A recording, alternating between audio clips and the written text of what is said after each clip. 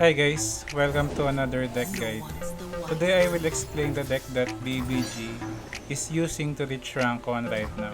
But first, please subscribe to the channel because 91.2% of my viewers are not yet subscribed. So it will be helpful if you do so to reach the first 1000 subscribers. So this deck is Annie Ezreal. This is similar to a deck that was popular a year ago that was known as the Raven Ezreal. In this region combination, Noxus PNZ, decks like this becomes viable because of cheap removals that the deck include.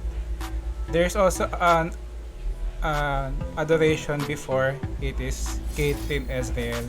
Before Annie Ezreal became a thing, Caitlyn Ezreal is the one that replaced Raven Ezreal because of how Draven have been nerfed with its HP. So the version right now that is like this kind of Noxus PNZ removal-ish deck is the Annie Ezreal.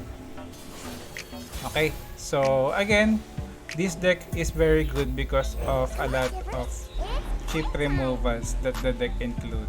So cards like Ravenous Flock and Mystic Shot are your main staples in this deck.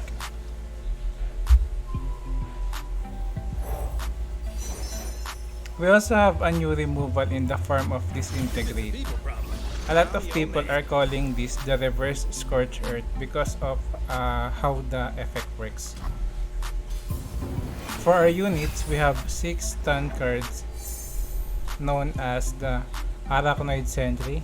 This is a classic and a staple before.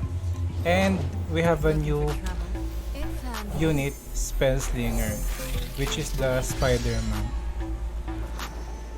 When it comes to value, Feroz Financier and Progress Day are the cards that gives us value so that we'll not run out of cards. Now let's talk about Mulligan. For every matchup, Mulligan for Annie because the earlier you get Annie, the higher chances you flip her, which will give you T-Burst that is very helpful in the mid game. For aggro matchup or for aggressive decks, look for Annie and House Spider so that you have early units and possibly early blockers from opponent. For mid-range matchup, look for Annie, House Spiders, and Spellslinger so that you have the answer for opponent's aggressive turn. Spellslinger stops opponent's aggressive turn with its effect. This is a 2-mana Arachnoid Sentry to give you the context. For control matchup, look for Raven Bloom Conservatory because getting that as early as possible would be a good way to win the game. Unfortunately, if you queue into a Fizz deck, click the settings, look for the surrender button. The matchup is unplayable because we cannot remove the Fizz, and generally, units from opponent's deck like the Fey units from Fizz affiliates are bigger than us, so it is hard for us to deal damage to opponent. For your win condition, there are 2 possible scenarios to get that. First is winning through T-Bulk. If you look at its effect, T-Bulk gives additional attack to all your units everywhere, and that it also gives additional damage to all your skills. Let's say for example, so if your Blade's Edge and Mystic Shot deals 1 and 2 damage to anything, when T-Bulk is summoned, it will deal 2 and 3 more damage to anything respectively. That will also work to unit skills like Annie and Legions of the Field. So that is how powerful T-Bulk is. And the only way to get T-Bulk is through the effect of the landmark Conservatory. The other win condition is winning through the effect of Ezreal. So Ezreal will be the main win condition of this deck. So make sure that you will not drop Ezreal mindlessly. Meaning if you think that the opponent has any form of removal for your Ezreal, and if it is not yet lethal or you don't have a reserve Ezreal on hand, do not drop Ezreal because it will be removed by the opponent. To give you an idea on how to execute this deck, we have example gameplay. So we are currently at Platinum 2 in Apex server alongside all the former Master Tier players from the region. So by the way guys, comment down below what decks you want me to play or what decks you want to see on this channel. For Garen.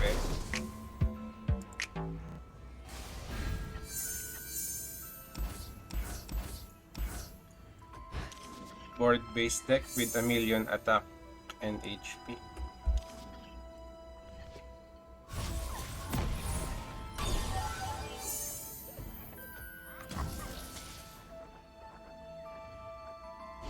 We got a lot of attack.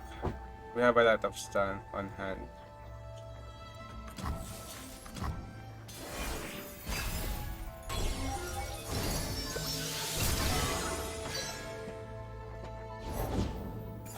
Let's get to work. Okay, alright, let's get to work. We have to remove that.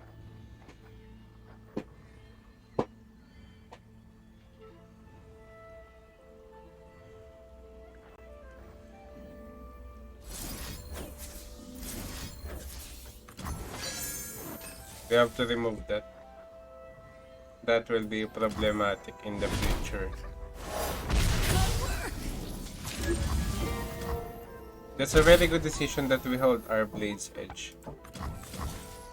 It's good thing that we reserve it for the Duran Sculptor. For Glory, I think is a good card. It's an awesome day for progress.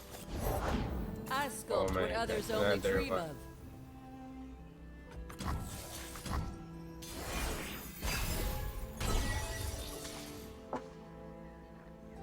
That's just for Glory. A little reinforcement at the seams. That's for Glory the Duran Sculptor later on.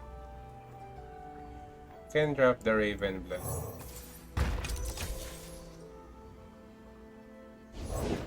With a little help, I made you fly. Okay, I think that's fine. We can disintegrate that.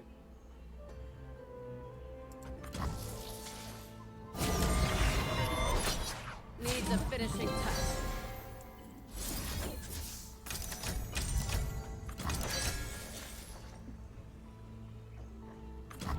For Glory will kill Duran Sculptor and Esmus.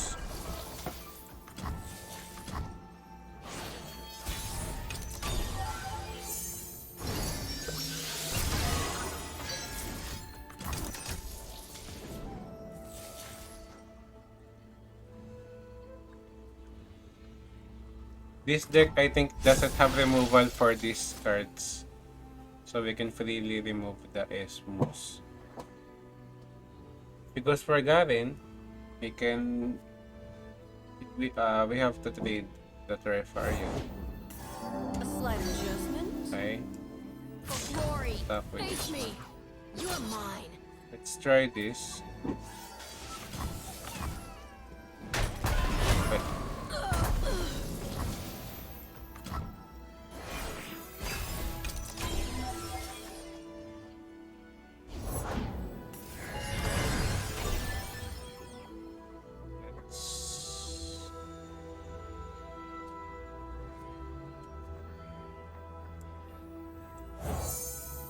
Let's stun this one.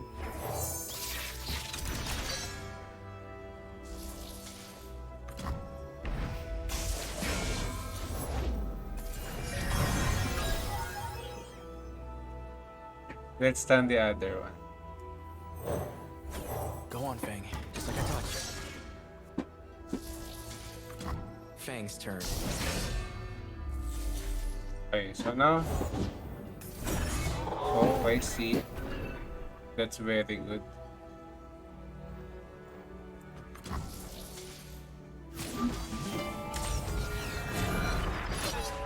Okay.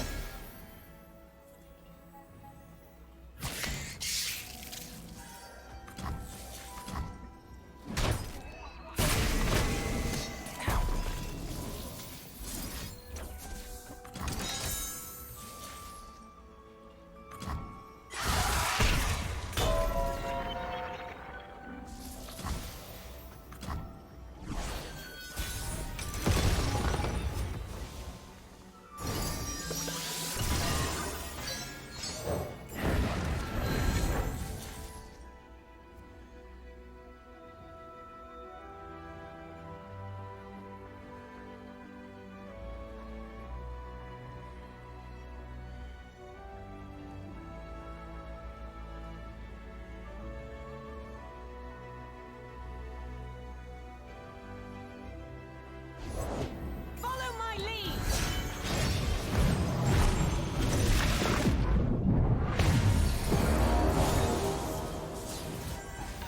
Okay, let's try to remove this I'll one. cut them apart. Face me.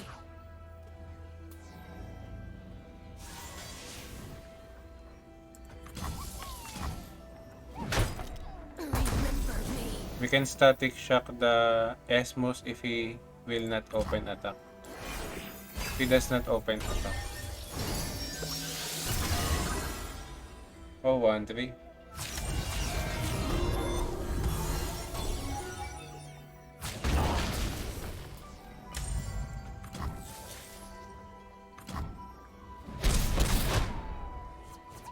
Let's draw 4 cards. Fogger's Day. We need this to refuel. Let's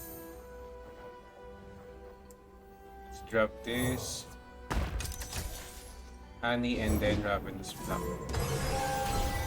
Come out, wherever you are.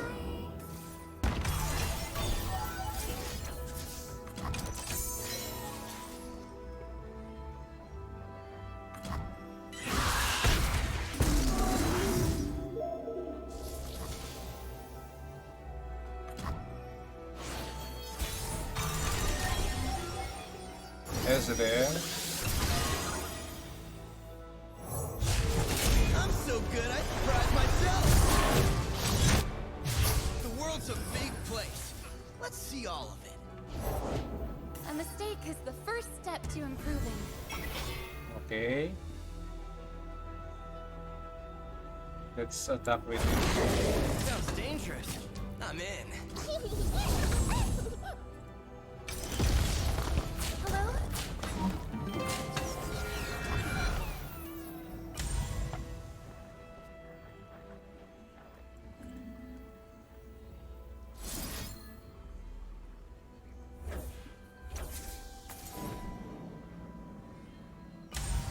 Okay.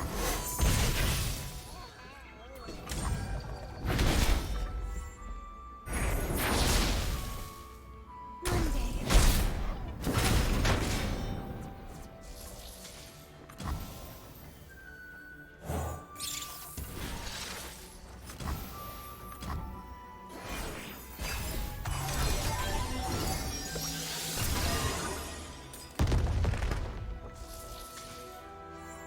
Spell Slinger can stun.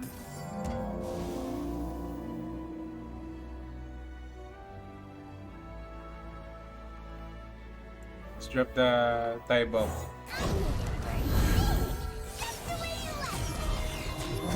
Okay, we'll block the Bard. I think we'll block the Bard.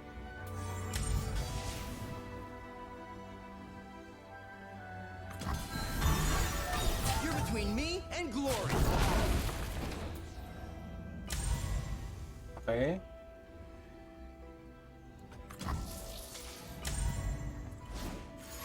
Single combat. Okay.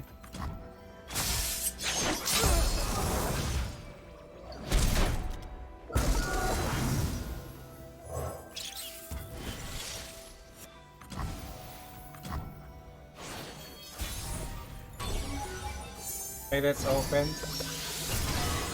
GG.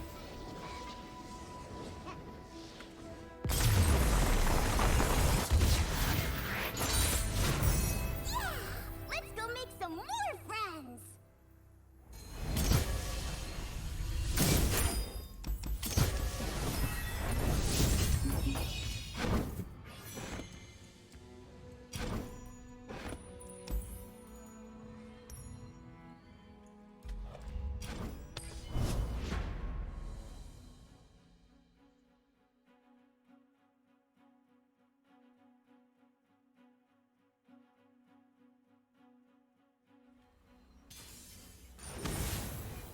Blood and Yumi.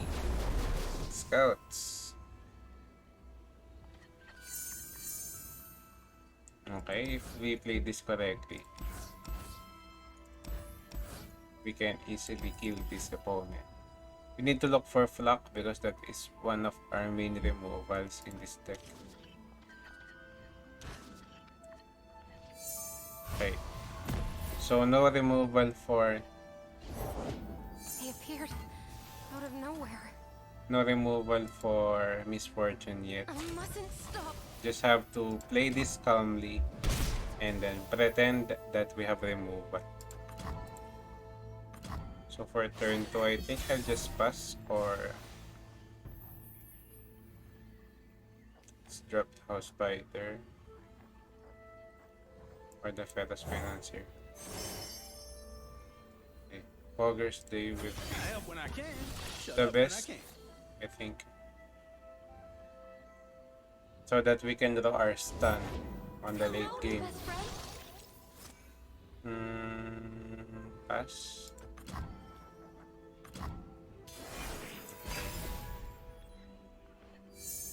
Okay, we have a removal for Misfortune. Pass.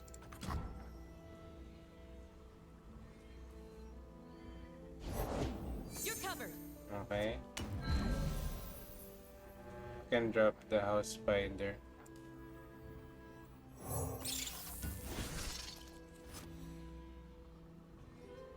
This will be a very good block.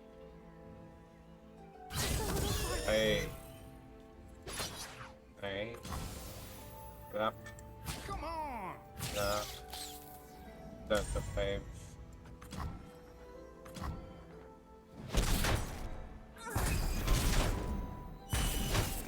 My good's done.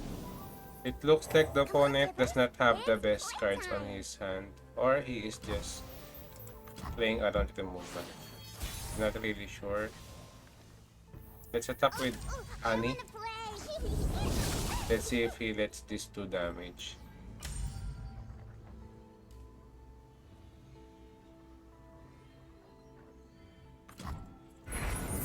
Okay. I ran as fast as I could. Let's drop the Financier as a blocker. Weapons of the True Shot Barrage will be insane in this deck. It's an awesome day for progress. 3, 2, 1.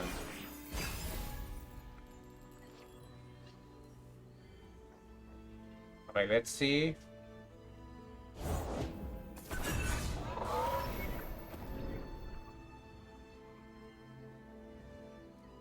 Three, two. Okay. 8.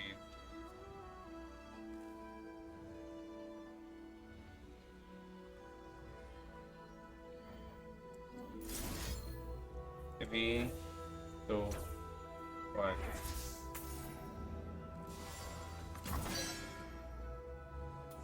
Okay. We have to play around the Rangers as well. If we are greedy and we go 3, 2, 1, if he drops the Rangers as well, that will be very bad for us. So we can play this one so that if opponent attacks, okay, sharp side. Okay. 3, 2, 1. We have Blade's Edge. We have Blade's Edge to stop the Petricide from killing our Annie.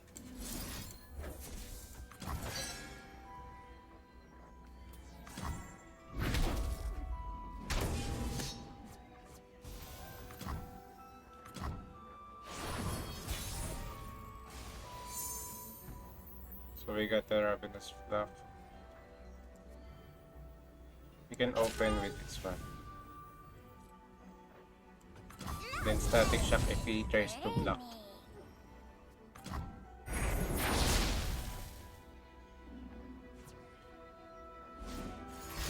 Okay, what's that? Misfortune? Soldiers, to me! I have to remove this one.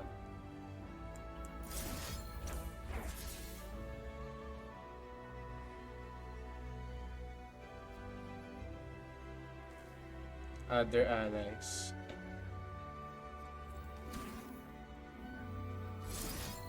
Mystic Shot, Ravenous Flock. Let's try that. Mystic Shot, Ravenous Flock.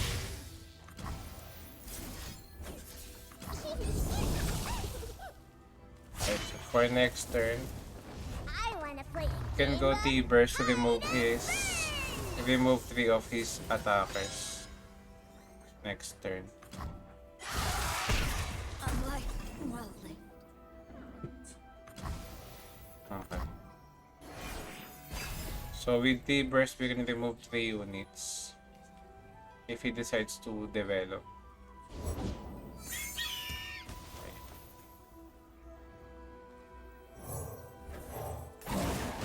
Okay.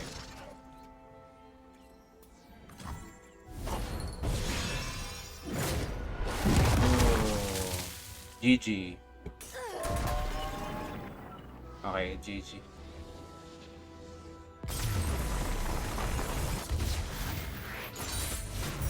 Did you like that, Tibbers? Wasn't it fun?